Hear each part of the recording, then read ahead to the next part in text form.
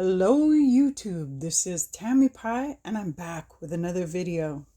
I'm here today to do, it's hashtag collector must-haves. There you go. And Nova is a collector and creator extraordinaire. In fact, I just ordered one of her decks. And we're gonna answer these 13 prompts. I have an extra prompt at the end, and I have several decks for almost every prompt. So let's get to it. So what is mass market after all? I mean, nowadays there are several small publishing houses that you might call indie, but you might call them mass market because the prices are, I don't know. Okay, prompt number one, an oldie but a goodie. And I have two decks to show you here. This is the Medieval Scapini Tarot. Now, Nova's original idea was to show you decks that you can still get. And I believe both these decks you can still get. The Medieval Scapini is by Luigi Scapini, who has done several incredibly beautiful decks. And this is one deck that I think every collector should have because it's really interesting. It's got humor. This in particular is the edition to have, the one with the window, which is an older print.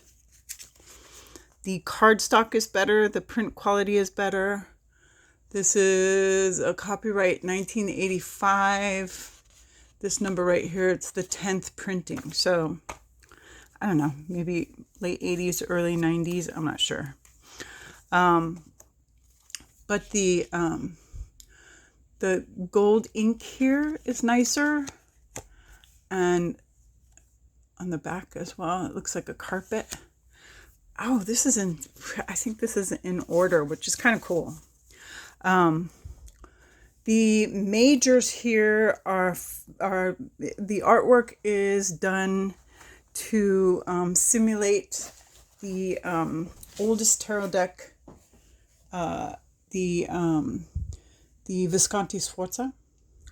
So if you put this next to the Visconti Sforza, you'll see similarities. However, it's not the same. So there is a guidebook to this, which wasn't written by Luigi Scapini. It was written by Ron Decker, I think is his name. Hang on, I wrote this down somewhere. Yes, Ron Decker. It's called Art and Arcana, and it describes the cards. So he goes into kind of not it's a smaller book, actually. It's not that big of a book. It's the same size as, say, maybe about the size that Karen Mahoney's Baba Studio books are. Anyway, so this artwork looks something like the Visconti Sforza, but he's put in characters of people that he knows. I believe this is the artist himself. I'm not sure. But also there are a bunch of characters from, famous people and people from myth. And it's actually in the courts. The minors in this deck are really particularly wonderful. Here's the page. There is, I always forget his name when I'm thinking about this, but the Russian guy that they couldn't kill. There's Venus as the Queen of Cups. And there is Pope. I forget which Pope. But then you get to the minors. Romeo and Juliet. Look at the reflection in the cups is pretty cool. even here. The illustrations are just really cool.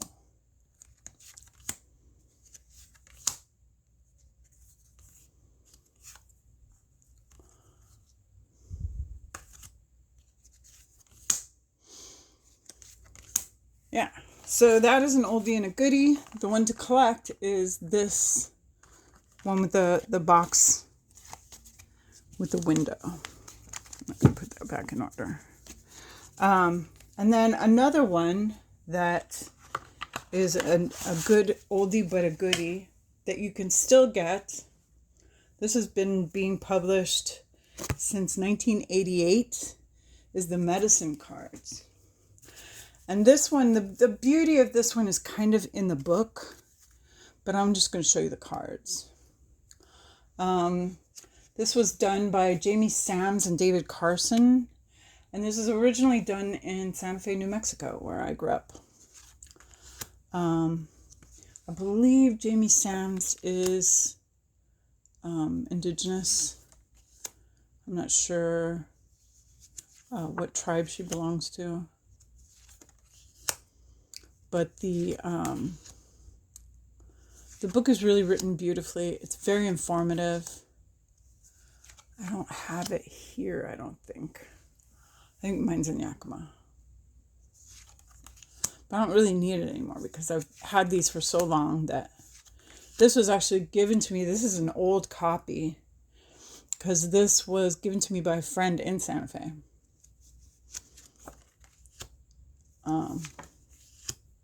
So I believe this is an early copy. It doesn't have the, I think there's like 4 or 5 extra cards that they put in after this. But this is an oldie but a goodie. And it's very collectible because there's no other book that's just like it, that's for sure. Okay, prompt number 2, RWS. And I got a bunch of them. I'm gonna start with this one here. This is Nick Lawyer's Legend of Sleepy Hollow. And this is just a great mass market. I believe this is Los Garabeo, is it?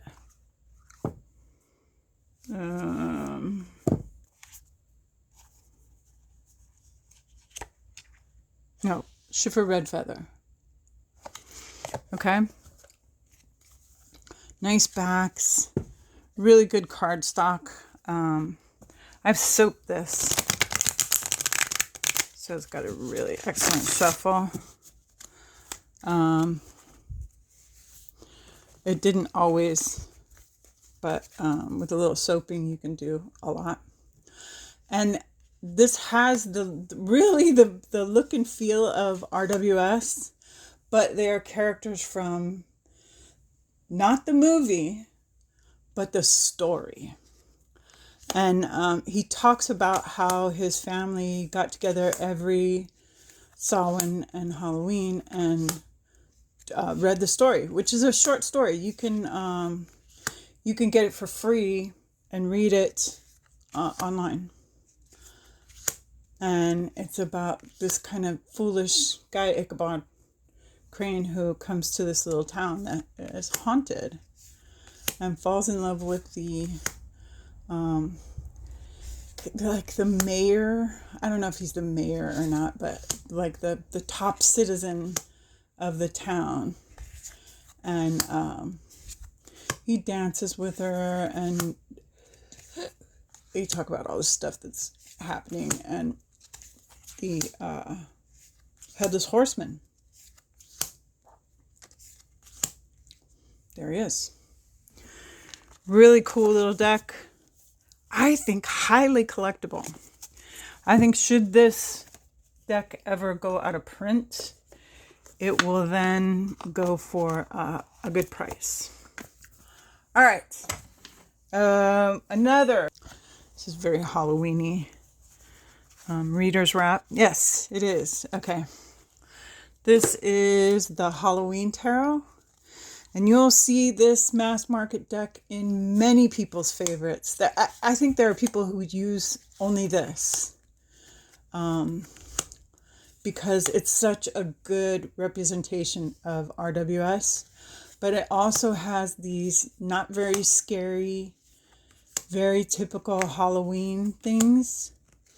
The small cards, the suits have all been changed. The pumpkins are pentacles, imps are wands, I believe bats are swords, and cups are ghosts. There you go.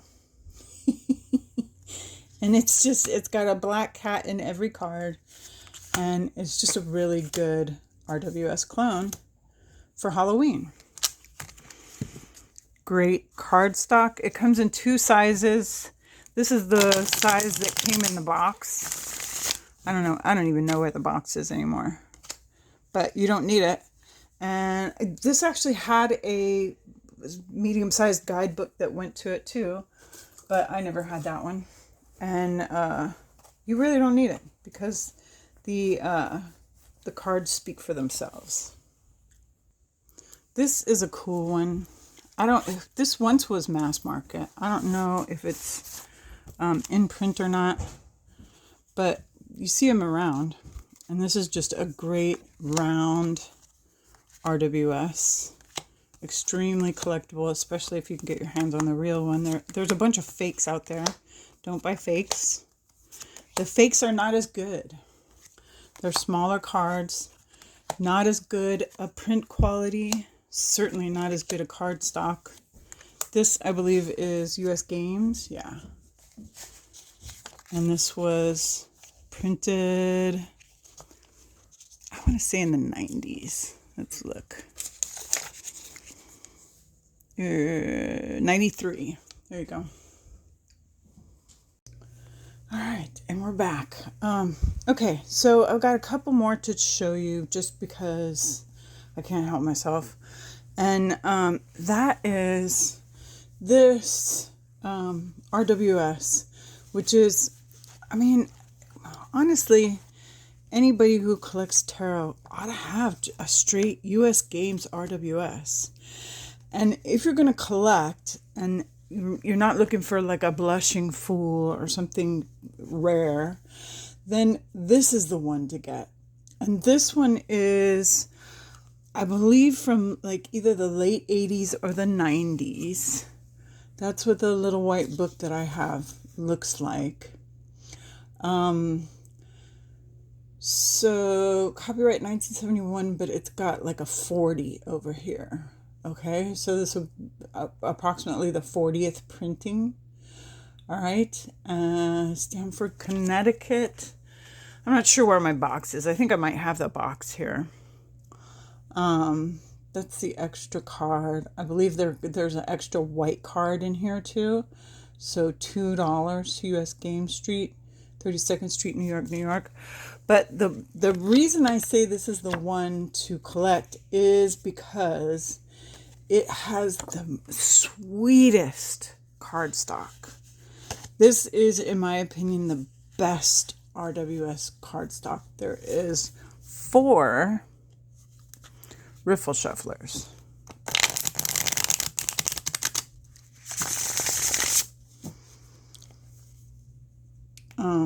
And it's got this tiny, like, inconsequential copyright on the corner that really doesn't bother at all. Straight RWS coloration. The bright yellows.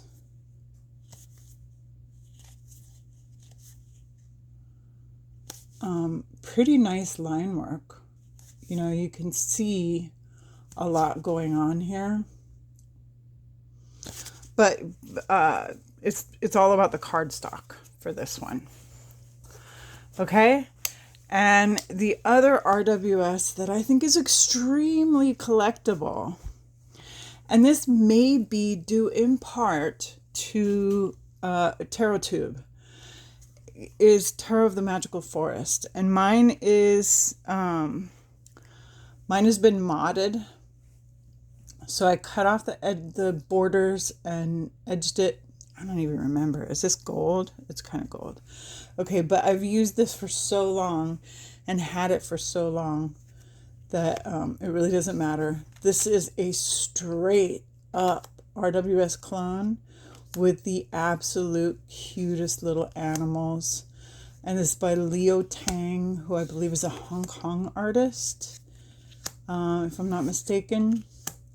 Wands are frogs, cups are bunnies, the majors are all different animals, the knights are all riding on a different animal, the I believe the queens are, or the kings are seated, and the queens, I'm not sure, swords are cats, and pentacles are foxes.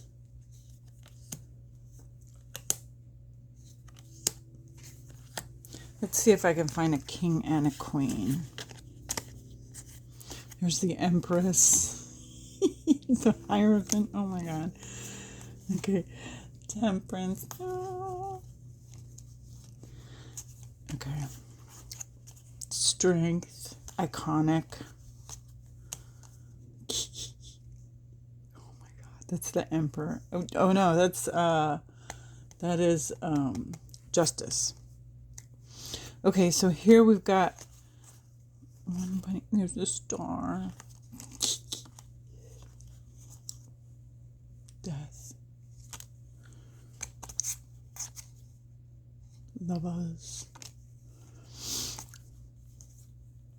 All right.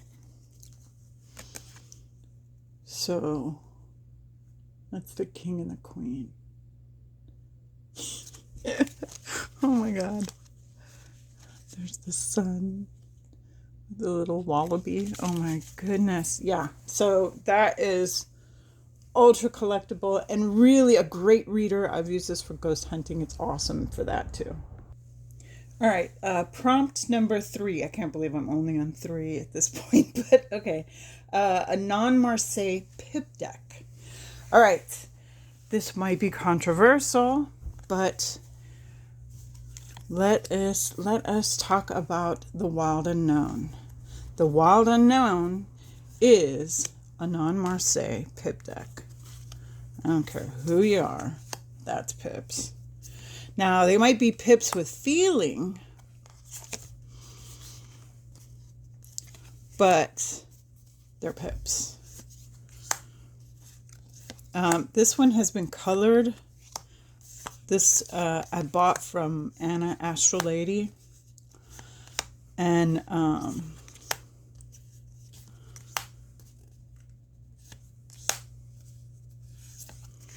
some are more pippy than others. So the one you will get will be mostly black and white with a little bit of color, and she just added more color because she wanted more color. And when she decided to let this go, I was on it. Now, some of them are less pippy than others, but for the most part, it's a pip deck. And the Wild Unknown is so popular for a reason. And it isn't just marketing. This person was a well-educated artist. She did a fabulous job both with the art and the tarot, and I love all her stuff. And if you don't like it, that's fine, but I think you're missing out. Well, you know what? I'm going to do 3. I'm going to do 3 because I'm going to do one that's out of print. But this one just so happens to be the indie, but this went directly to mass market, and the mass market is exactly the same. So the only difference is the packaging. I believe even the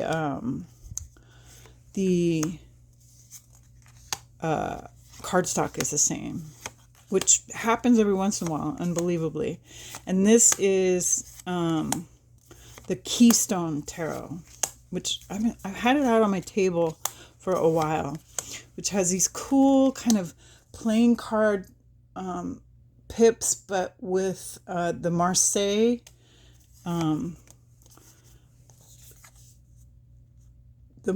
style ones in set in this like metal, which is cool. So this is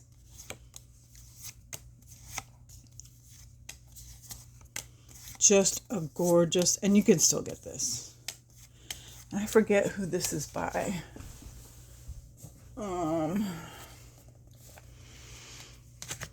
This is one of those things that Stockholm playing cards. I don't remember who put it out mass market, but it's mass market. You can get it. It's not even expensive. And it's great. The mass market is excellent quality. Very collectible, beautiful, beautiful deck. And it reads well, you know, if you're into pips. Okay. Now this one is out of print, but you can find it. But you can find anything you want to find if you wait long enough. And this, I believe the AI has glommed onto this and stolen some of this. There's a new stained glass deck out there that I'm sure is AI. And I'm pretty sure it stole some of this stuff. But this is by Luigi Scapini. And this is called Il Tarocco Della Vetrate, which is the tarot of the windows. And so there's the devil, 4 of swords, the lovers, 10, is it 10? 1, 2, 3, 4, 5, 6, 7, 8, 9, 10. 10 of pentacles, the knave of cups, 10 of wands, 8 of wands, the knight of pentacles. I mean, just beautiful, beautiful artwork here. And this is a drawn deck.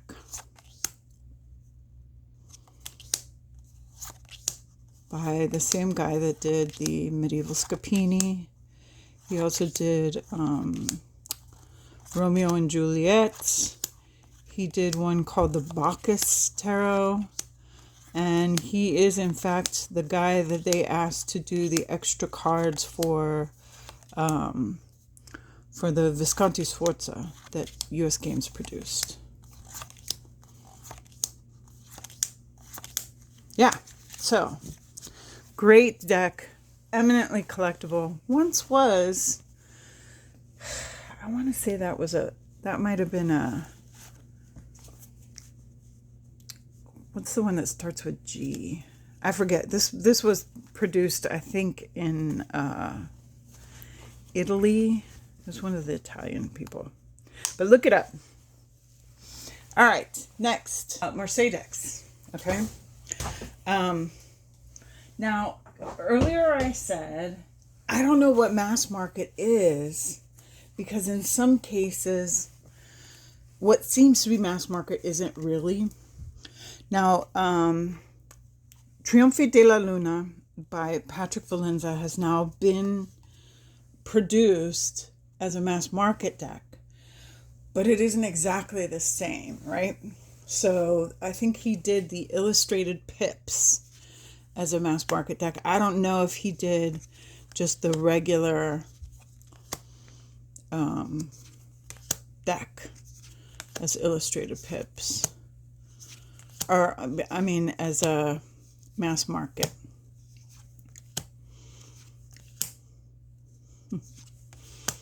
But this is Marseille.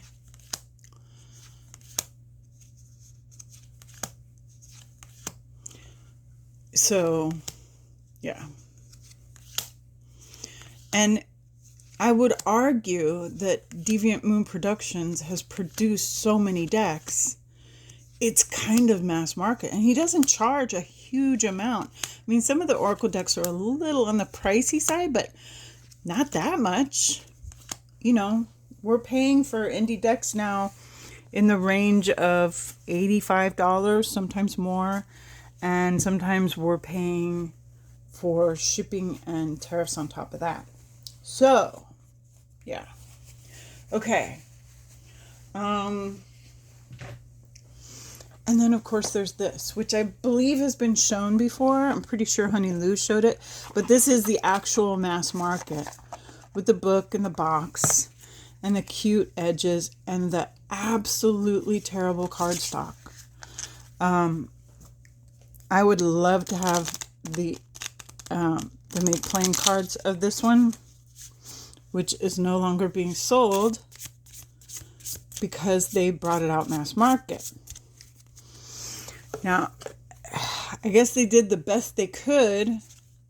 However, this cardstock is really hard to shuffle. It's impossible for a riffle shuffler. And I have done all the things. I have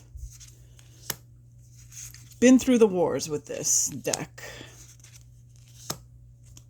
I do kind of like that it has titles on the small cards. As you can see, I've got reversal shuffled in, which I don't do on purpose. This just kind of happened. But it's a great deck. Really neat modern illustration. This is Jess Roller, who's done a few other decks. I have another Lenormand of hers called the Strange Lenormand, which I really, really love, that has cryptids in it. And she just has a really great understanding of the cartomancer brain. So that is the Marseille. And I don't know where it is, but I have a little Dotti Marseille from Patrick Valenza's store, but I really don't consider that one mass market, even though it kind of is. I don't know where to go with that. I'm not sure what to say about that. Okay, I'm going to show for this next prompt an underrated artist, and both of these decks have been around for a long time. This one is almost always modded, but not always, because now people have gotten more forgiving about the orange, but I hated those orange borders. I guess there are several decks that have orange borders now, but I did really appreciate this deck without the borders. And this deck is beautiful. You don't often see this kind of really very hand-drawn, I want to say this is pastel. It might even be oil pastel with this beautiful bright colors and really kind of emotional line work. This is my one and only deck that I put contact paper on the back, because when you cut the orange borders off the front, the back borders were wonky. And so this deck is highly modded, but it can still be got. I believe this might have gone recently out of print, but you can still find it. So that is the Raven's Prophecy by Maggie Stiefvater, and it comes in a big book and box set. She also wrote a series of books that that deck has some connection to, but I don't have that. Okay, the other one. So this is what I'm doing. Did I say what this is? Underrated artist. Okay, and I really think that Chris Walter is underrated. This art is beautiful. Now, a lot of people have the Lover's Path tarot. I do not have that one. But she's also done goddess inspiration cards. She's done a game called Ask the Queens, a Sacred World Oracle, and probably more because this is just a really good artist. And this again is modded. I took off the larger borders on the outside, but I left the inside borders because the inside borders also have art on them. And each suit in this deck is from a different country. So I believe the cups are Greek. I think the pentacles are India. Of course, the majors are all different countries. They're goddesses from all around the world. Staves, I want to say, is Celtic. And what am I missing? Swords, I think, is I don't remember. What is swords? Swords is like South American, Indian, African, something like that. Let's see. See if I can find some more swords.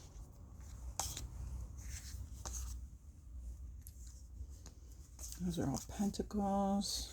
Of course, it's 3 swords sticking in a heart, so that is unhelpful. Egypt. That's what it is. Okay? All right. Cool. Goddess Tarot by Chris Walder. Very collectible artist. Gorgeous artwork. And next prompt. All right. Now we're going into the weeds. And we're going into the weeds because of this. All right. So I found my little doozie, which is...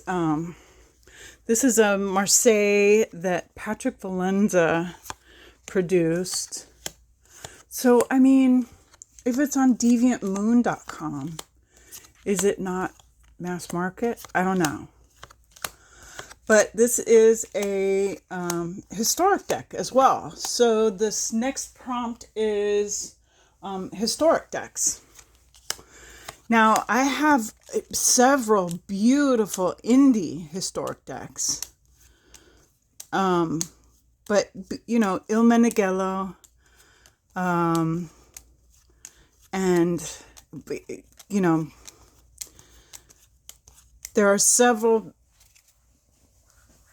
artisans that produce really gorgeous decks, but they really are indie. I think Deviant Moon, even if you're ordering it from deviantmoon.com or whatever, I think he's even on Amazon. I don't know. Either way. And then this one's just out of print, but people make copies of this. So it's interesting. This is interesting to me.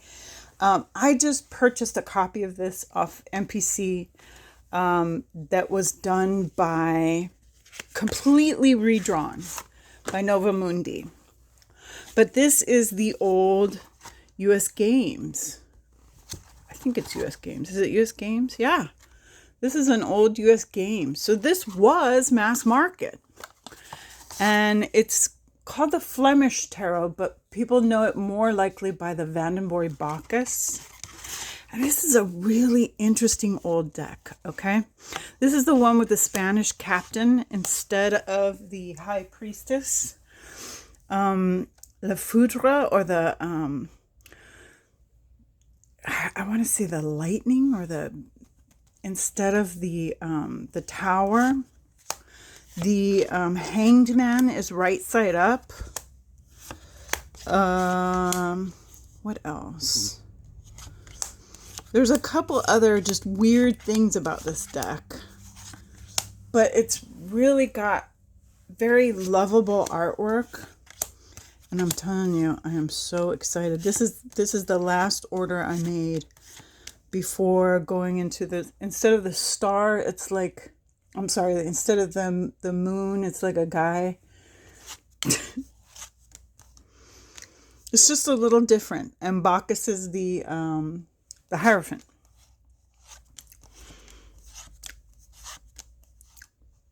So, yeah. Historic deck. It was mass market.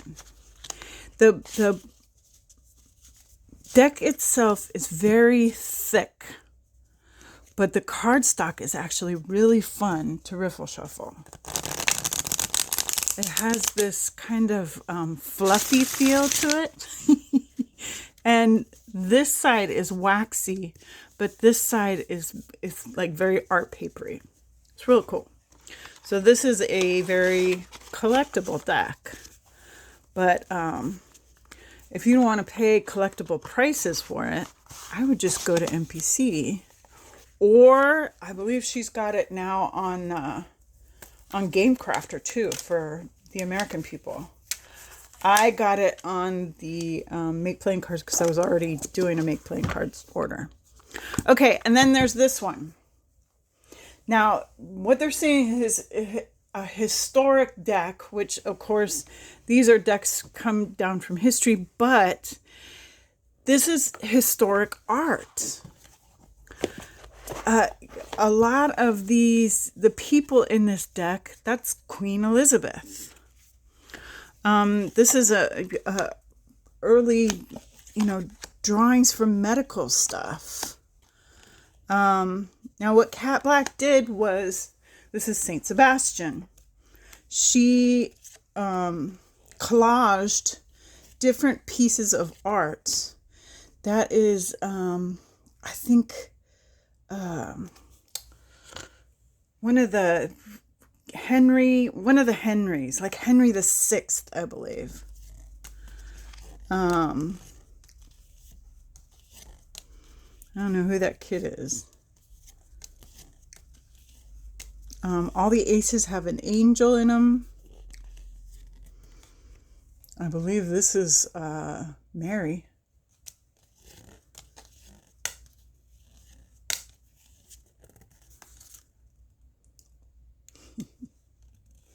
I think that comes from like a Rembrandt, which he was always painting his wife. But so this is a historic deck because it's got figures from history in it. That's one of Henry's wives. God help them all. Yeah. So I'm calling the Touchstone a historic deck, and it can be got at mass market prices because they republished it.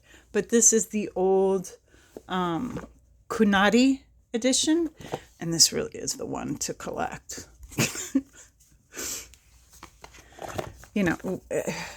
What can I say? Okay. Next prompt is a renowned artist or yeah, okay. So we're going to look at the Klimt, the Bosch, and I have 3 for this. Oh, I remember. This one. And these all have interesting stories, okay? Well, but the Klimt has probably got the least interesting story. But these are these Lo Scarabeo decks that, this is a Lo Scarabeo too, that are not actually the artist. And when I first ordered this, I asked my friend to pick it up for me. I thought it was going to be Alphonse Mucha. And when it wasn't, I was so mad at this deck. And this deck actually might be out of print now because they started doing a different deck by this artist. But it's RWS, really good, really romantic art here. But one of the Italian Lo Scarabeo artists. Who is the art here?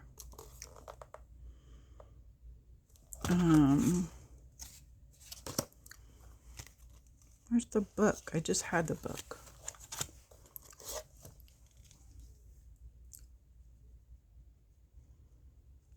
Giulia Massaglia.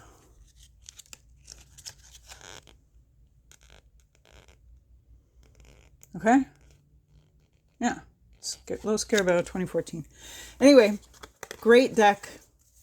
Not Alphonse Mucha, but in the style of Alphonse Mucha. The Klimt. This is just a really beautiful rendering of Klimt-like art. And I think this is the prettiest one they ever did. And the most like the actual artist, in my opinion. This is not the actual art of Gustav Klimt. It is renderings of his artworks for a tarot deck. Did I just shuffle my title card in there? Hopefully not. Okay, I don't think so. Okay, so does it say the artist that did this one?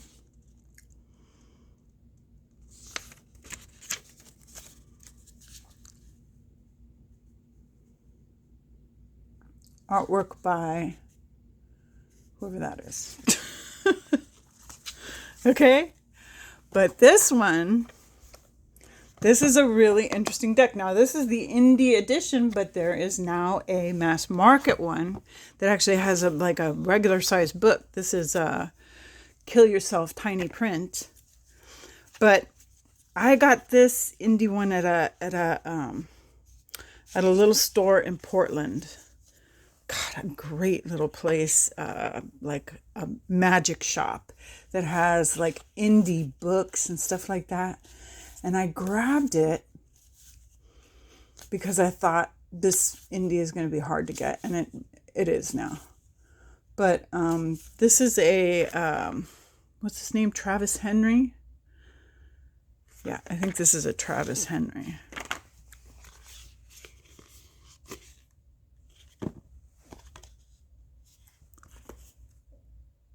Yes, Travis McHenry.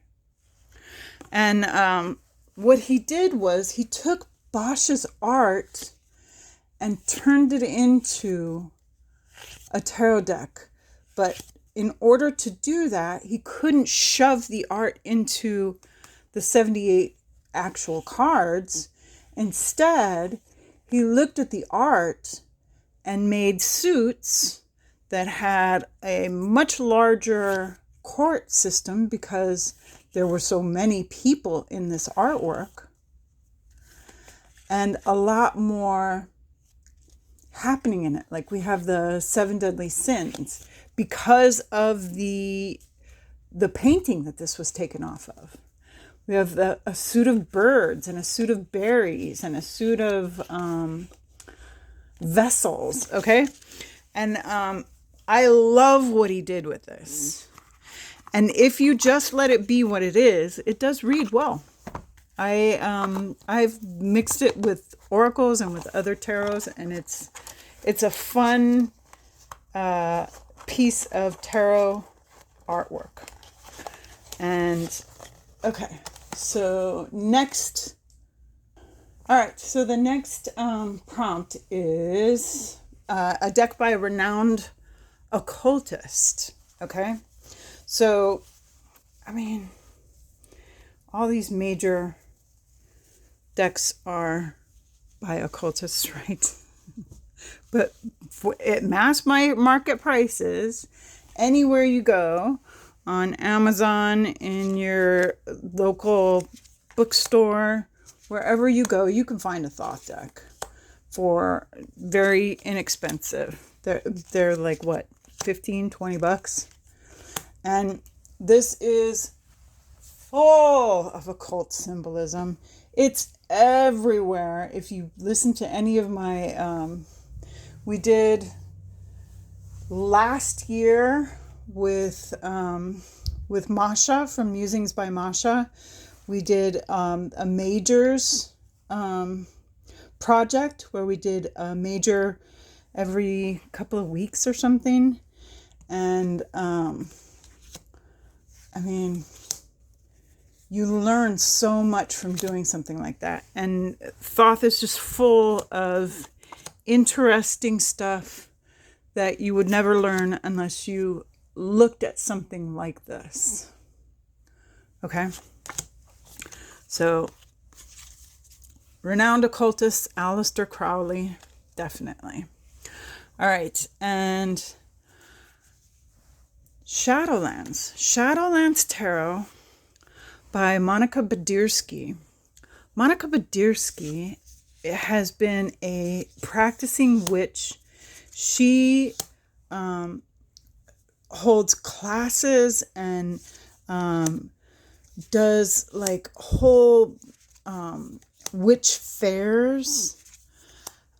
And you know, occult doesn't have to be just astrology, the planets, alchemy, and all that. Occult is also magic. And she's also like a really educated, really prolific creator. She's got a bunch of decks out there now. I think she's got, 6 decks in mass market production at this point. Not to mention what she's done privately and the books she's written. Okay, so Shadowlands, great deck to collect, really fun deck to play around with and read tarot. Another living renowned occultist who has a mass market deck that has been around for decades now. I believe decades. Let's see. Tarot of the Spirit by Pamela and Joyce Eakins has been out since 1992. Okay. So this is a deck that is done. All the minors are over the skeleton of the Kabbalistic Tree of Life. And this creator has a whole university's worth of educating material.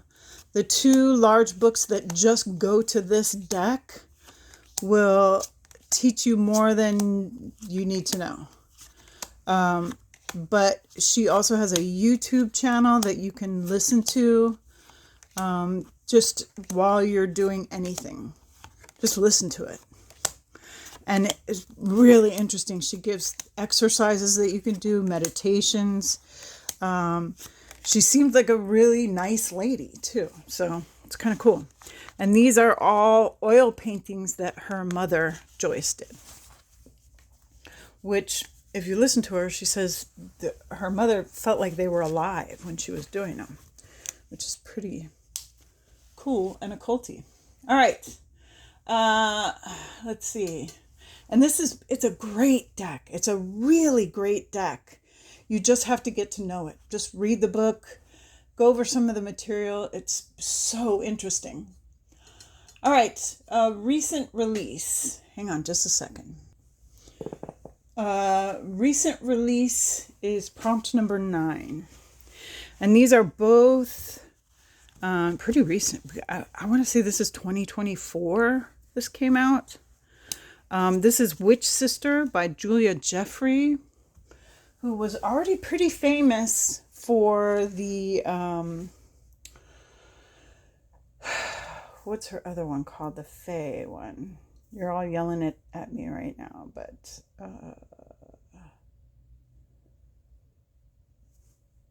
can't remember. I'll put it up on the screen. But Witch Sister is, this has to do with her Scottish ancestry. So wonderful art. We all kind of followed her on her Facebook channel while she was doing this.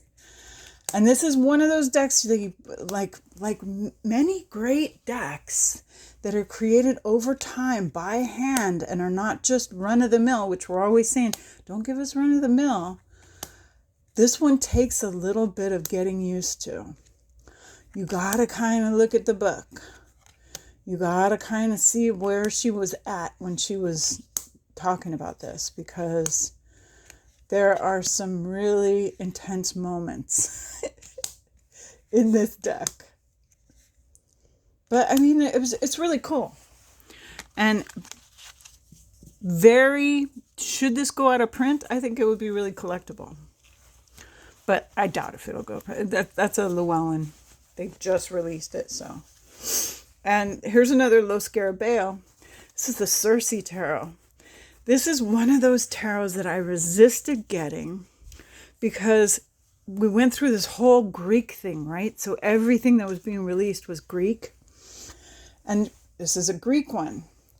And the art at first seems kind of comic booky. But honestly, this is a really good read. Anybody I've ever run into that has this deck that has spent any amount of time with it says the same thing. The art is evocative. It makes you a better reader for having this artwork. It's really weird. But I guess because they all seem to be, I don't know, saying something, feeling something. It's very, here we have a tiny knight. It's hard to say why this is so good, but I guess maybe because myth connects us all in the world. It really does work. And you don't have to know the myth, but you know that's going to be Neptune, right?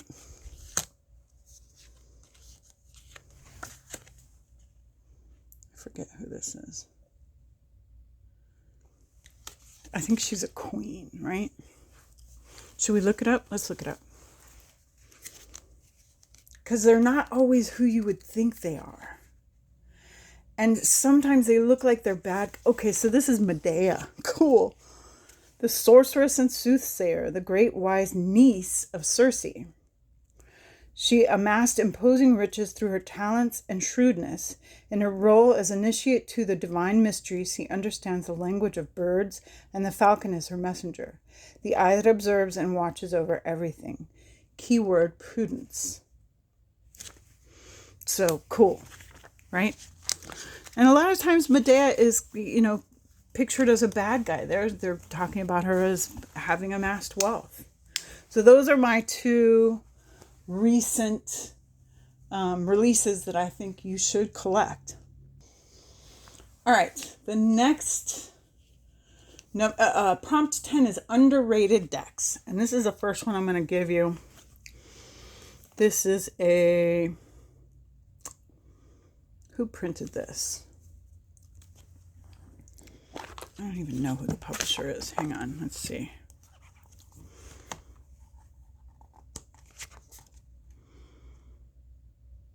Sacred Lomi. Published and distributed by Sacred Lomi. Okay, well, Sacred Lomi produced this great deck. Now, this deck has all the things that I hate, which is very samey artwork and the meanings on the back. But it is a really good Hawaiian deck. This is this guy who helped her, Ha'alilo Solomon, is one of my daughter's good friends from college. And this is a man who speaks and teaches Hawaiian. So this, if you're looking for something that is actual Hawaiian wisdom, this is the one. Pule.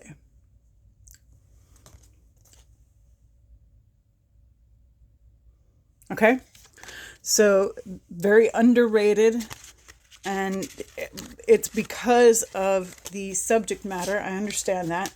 Not everyone is going to be that interested in Hawaiian wisdom, but I happen to be, and I know there are a few people out there that are. So, Hawaiian Healing Intentions, collect it. It's so cool. And then when you're doing nothing else, check it out. All right, what else?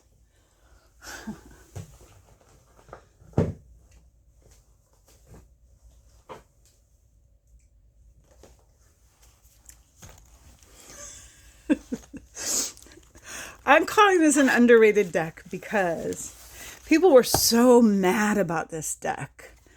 When it first came out, this is the Supernatural Tarot by Insight Editions. People were like, there was 14 seasons. Why do we have these bones and knives in the pips? And just plain cups. Why? Well, I'm not sure why, other than when you're doing mass market publishing, a lot of times there's a time budget.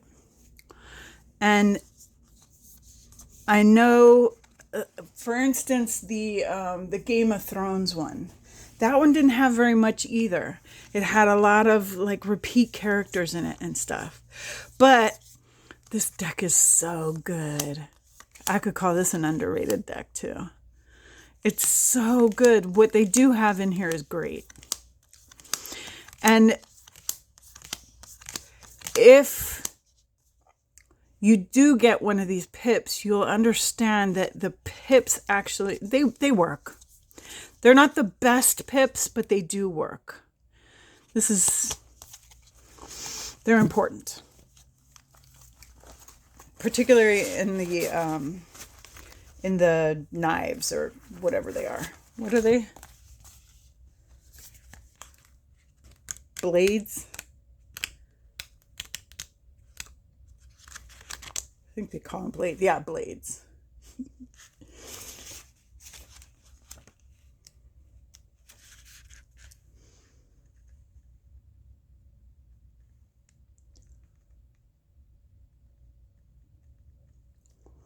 So it doesn't say, but these blades in particular, this one is the one that is supposed to be able to kill God or the devil. It's like this really powerful jawbone of something or other. And this one is, I think these are demon killers. Something like that. But I'm rewatching the series now, and I'm going to make notes. Okay. Are we still going? Oh my God, this is going to be so long. You guys are going to hate me. All right, here's another one. Mass market, widely available. This happens to be a vintage copy, but it's Tarot of the Cats. And a lot of people look at this artwork and they're like, what?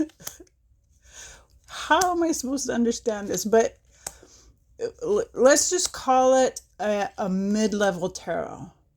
You need to be able to already read tarot. I mean, I don't know. Maybe somebody new had this as their first deck and loves it as their first deck. But this is all about the art, people. This is such great art. And it really is a good reader if you give it a chance. Okay? So that is Tarot of the Cat, people. Oh, I gotta kind of hurry up here. All right. This next one is going to have 3 too. All right. There's no way around it. Okay. The first one I'm going to give you, this is Prompt 11, a renowned deck creator. And this is the Llewellyn one. This is the one to collect, people. I'm sorry, but it is. But it has come out by Schiffer, I believe, mass market again. And this is Robert M. Place's Buddha Tarot. And it's so cool what he does. The way he layers other stuff onto tarot is really interesting. So in this deck, the majors outline the how Buddha became Buddha. And the minors are, I want to say they're different aspects of Buddhism, like different lineages.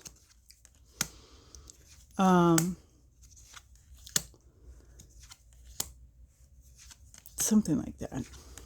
Anyway, but true to Robert M. Place's art style, what makes this a great reader is the little inserts in the pip cards.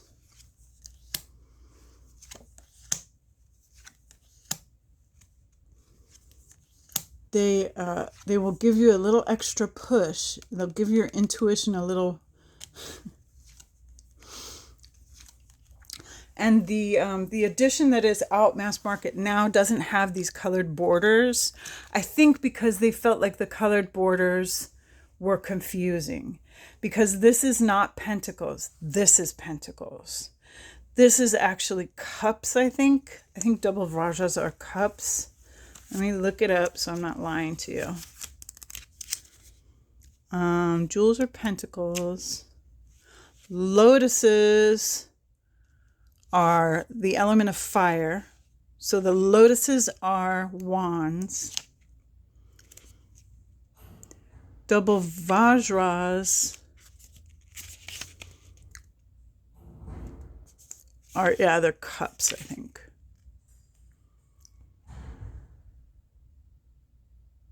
Yeah, cups. Okay. So, and he's got them, anyway, Buddha Tarot, you can get it mass market now, but this is the one to collect. This is a mass market Schiffer version of the Gaian. And I would get the Llewellyn and collect it if you can. This one has been modded pretty massively,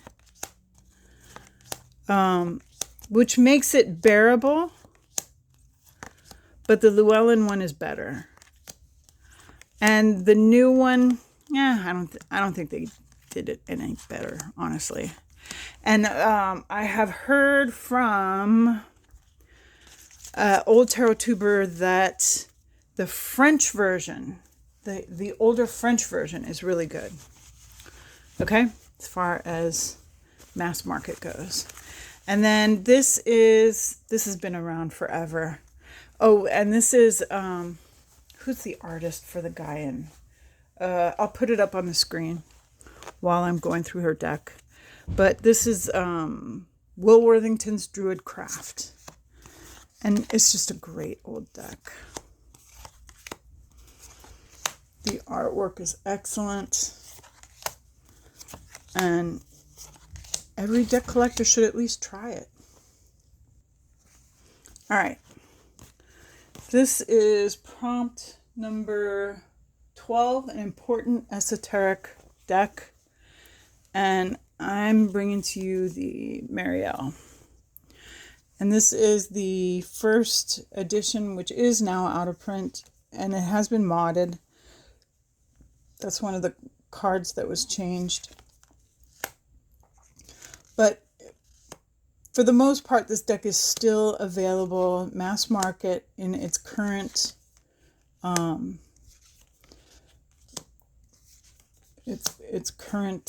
iteration. I forget who's. I think it's still Schiffer, isn't it? I'm not sure, but it looks very much the same. This is an esoteric deck. It has all kinds of very interesting stuff going on in it. This took Marie Waite 10 years to paint.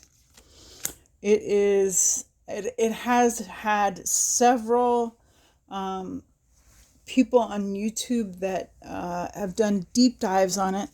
So there's plenty of information when you're ready to play. But lots of people see it and are creeped out. I know a couple of people have painted over some of the things they didn't like in this deck, and that's fine. You know, do what you want. It's your deck. I modded mine, and I love this deck, and I do think it is an important esoteric work. Okay, my final, the final one is, who's your favorite publisher for mass market collectible decks? I would say Lo Scarabeo, but I'm just guessing. And then I put a prompt 14, which is one-off decks. Decks that the creators were really intense, but they only ever made one deck. I don't know why I have all this separated. I probably was doing something with this. Wow. Well, this is the handle. And this is collaged onto different parts of paintings that he did. He was an oil painter. And this is very much a Marmite deck. People love it or hate it. Again, this is a deck that there are people out there who learned on this deck and never used another one. This deck does incorporate I Ching, and it does have a large guidebook which was written by Rachel Pollack. At first, the guidebook was in 2 parts, but I believe it's now comes in just 1 part. The majors and the minors. But it's a great deck, but he only ever did 1 deck. Why are you in different piles? I don't know. Okay. And I'm going to show you a couple of other ones too that I think are very collectible.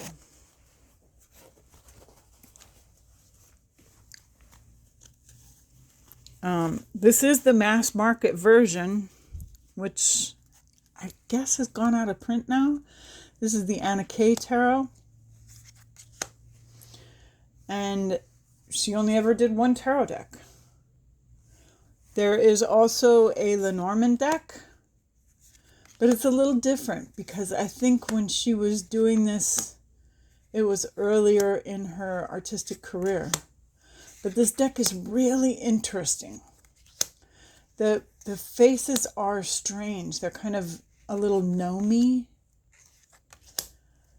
And that makes this deck kind of very personable or something. I don't know. I don't know what it is. But this deck, that death card has been talked about. The pages are all walking across a river.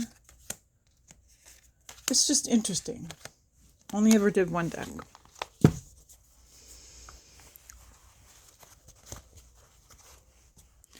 This is Mythologica Fenna by, I want to say her name is Susanna Salo. What is her name? I have the book right here. Susanna Salo. Wow, I can't believe I pulled that off. This is the old indie one, but this is now mass market. And this deck is great. This is all Finnish folklore. It is from like kind of Viking tales, and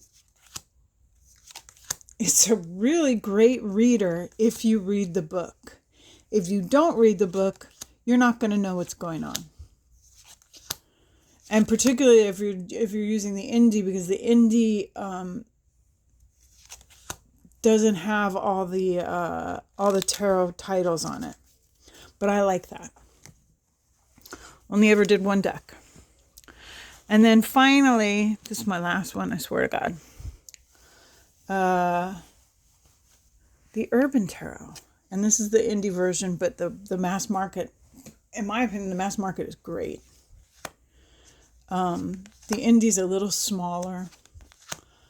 And the mass market has kind of a cool border situation that'd be really easy to mod if you want to. I have the mass market in Yakima.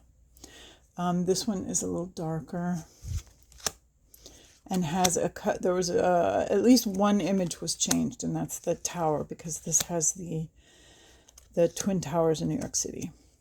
But Robin did a really cool thing with the quartz in this deck that I appreciate. And this is a Thoth deck. And really well done Thoth deck, I think. Feels very Thothy. But Robin Scott only ever did this one deck. And that's it for me, folks. This has been a massively long video, but I wanted to get it done for you, and I appreciate you, Nova. Thank you so much for coming, and see you next time. Bye.